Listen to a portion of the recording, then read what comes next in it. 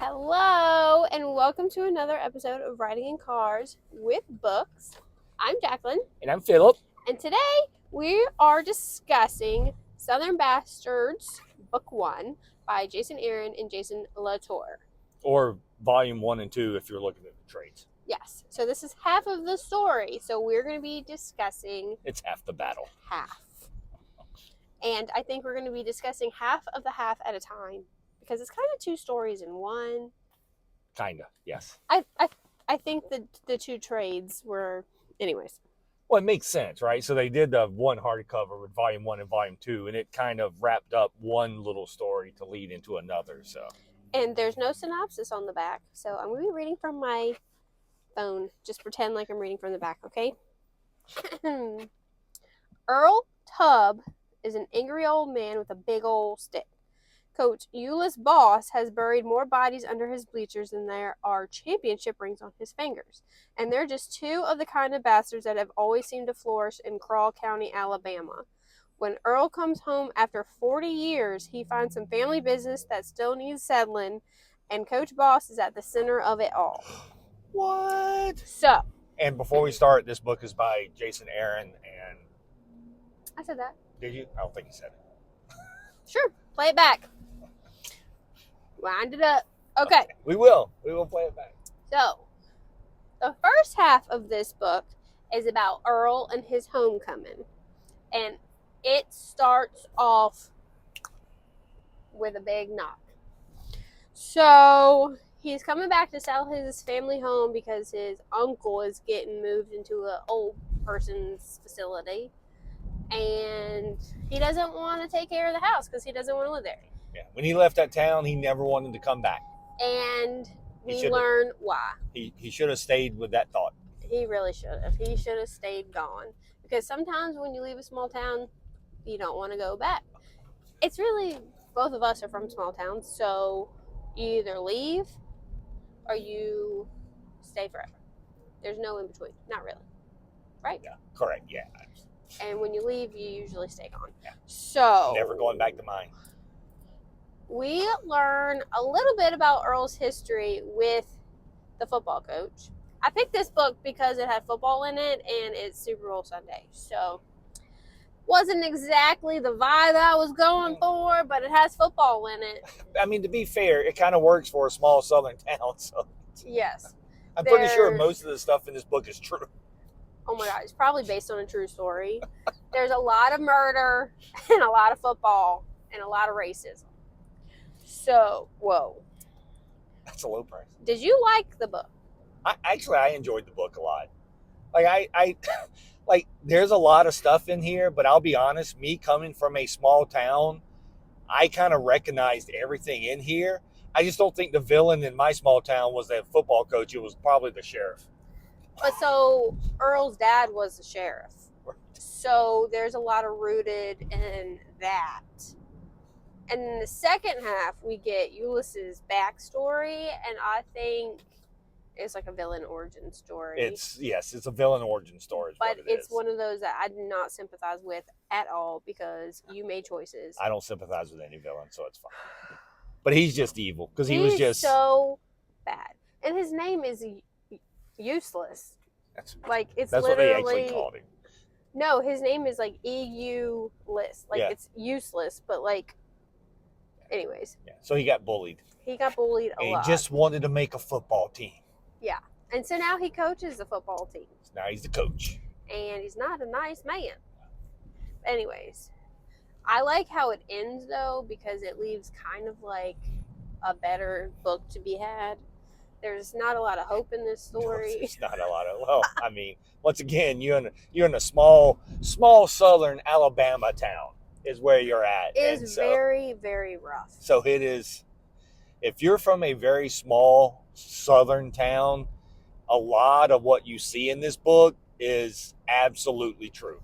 Yeah. Like, I'm not going to sit here and tell you that the murder and stuff, which is also probably true, is true in every small town, but every aspect of everything else that goes on in this book is 100% true.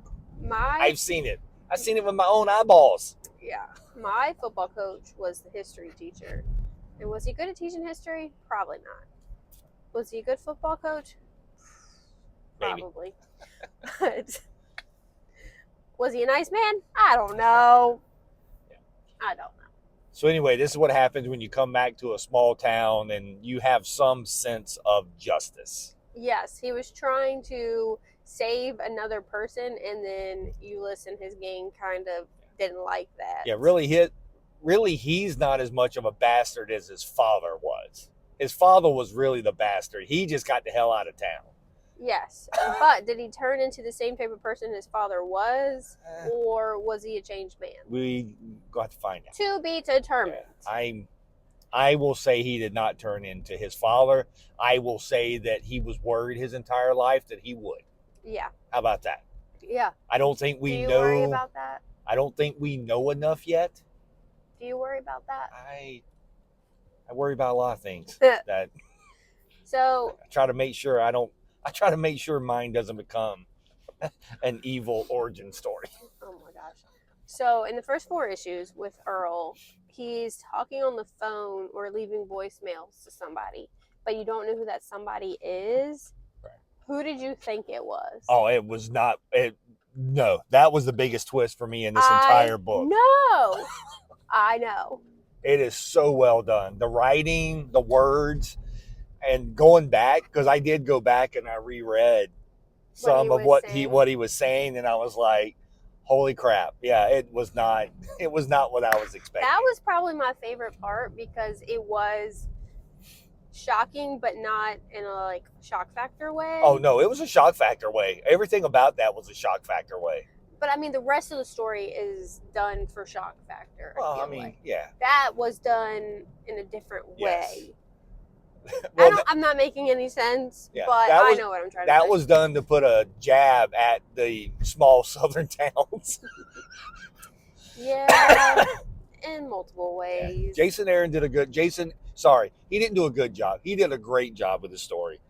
And like she said earlier, we haven't read volumes 3 and 4 yet, but we will, and we will come back with the final part of this. They didn't do those in hardcover, and if you know Philip, he likes hardcovers. Yeah, so we had to get those in trade. I've had this forever. Yeah, this came out a long time ago. Yeah, but I was waiting for them to do volumes 3 and 4 in a hardcover, and it never happened. So I'm like, we got to finish this story. 2015 is when the hardcover came out. Right. So that means the singles came out in 2013, 2014. Correct. Probably 14. 14, yes. So it's been out for a while. 12 years. Holy crap. Yeah. Yeah, we're coming up on the 15th anniversary of this book. Oh my God. That's crazy. Wait, your math ain't math in there. It's 2026. Sorry. Well, that's 12 years. I'm just saying. Yeah, that's what I mean. It's 12 years. In a couple of years, it'll be 15. Like that's a long crazy. time. 3 years. So the second half, as I said, is like a villain origin story. Yes. No redemptive qualities whatsoever. I mean, there was a lot of present day stuff in part 2, but we kept doing all the flashbacks to his past. Yeah. I think we didn't get enough backstory on Earl.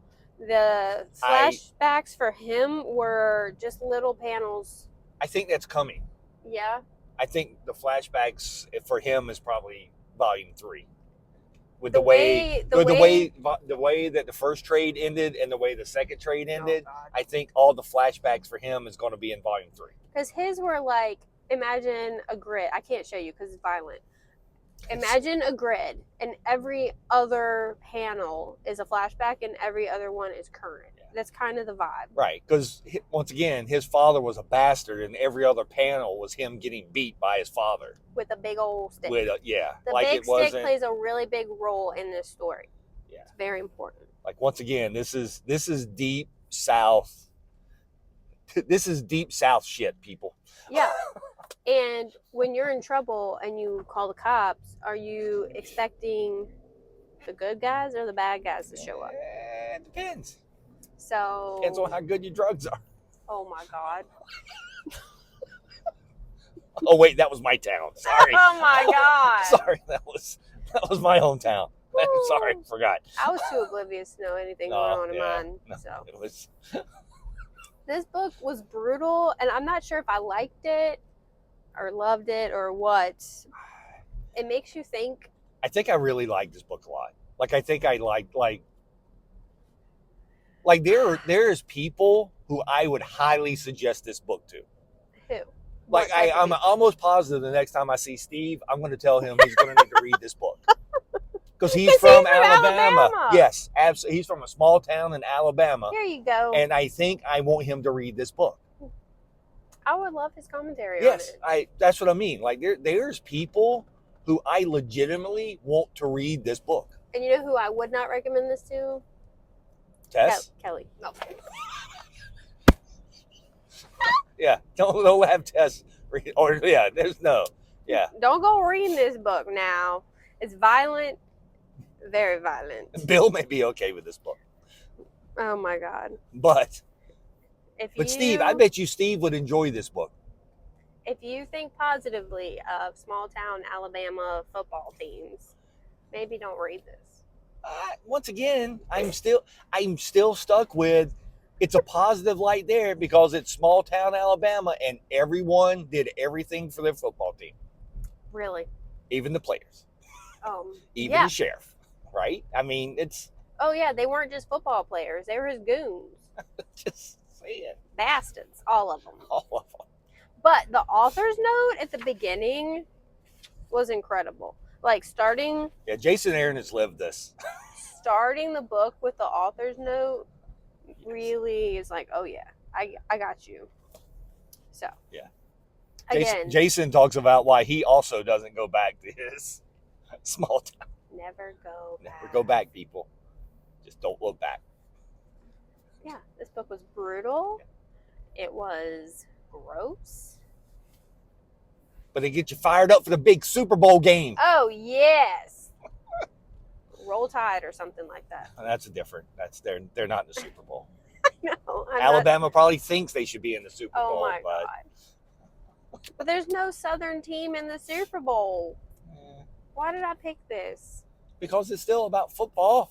The base premise has football in it. Yes, so that's why I picked this. We could have picked Super Pro.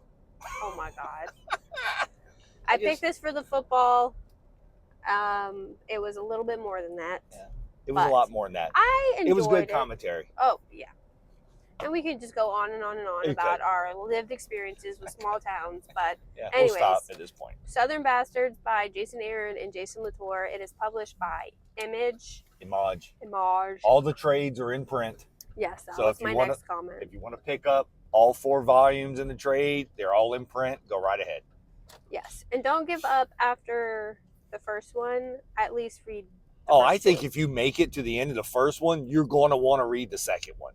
There's no way. There's no way you get to the end of the first trade and sit there and go, you know what? This isn't for me. If you've made it to the end, you're invested. Like, there's no... And if you make it to the end of the second one... Oh, my God. You're going to want to know what they're going to do now. Once again, that's right. If you make it to the end of the second one, you'll be like, well, crap, now I got to go to 3.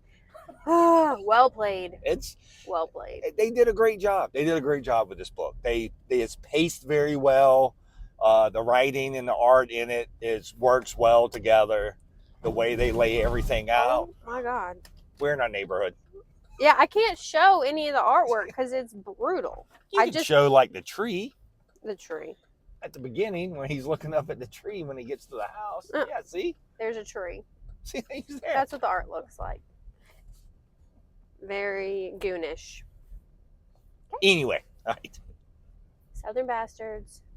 Check it out. Okay. Bye. Bye.